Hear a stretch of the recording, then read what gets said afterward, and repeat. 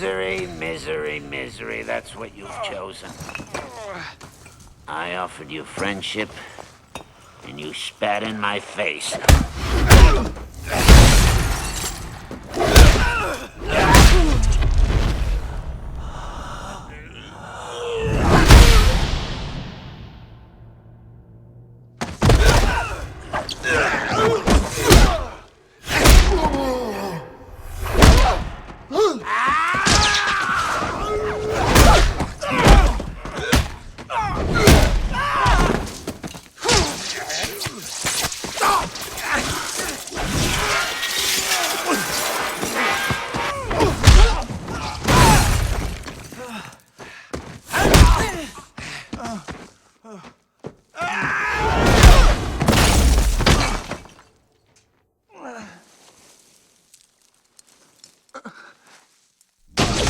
You've spun your last web, Spider-Man.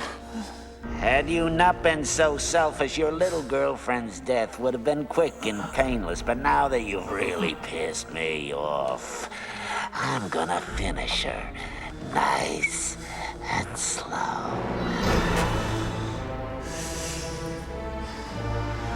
MJ and I, we're gonna have a hell of a time.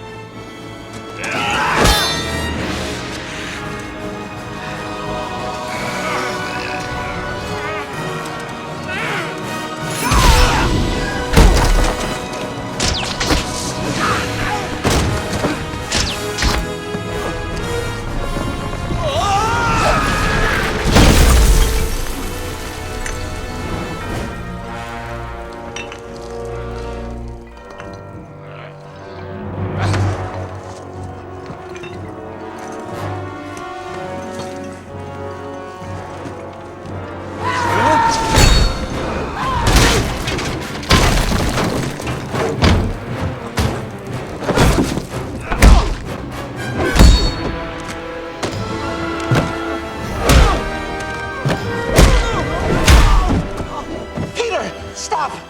Stop! It's me!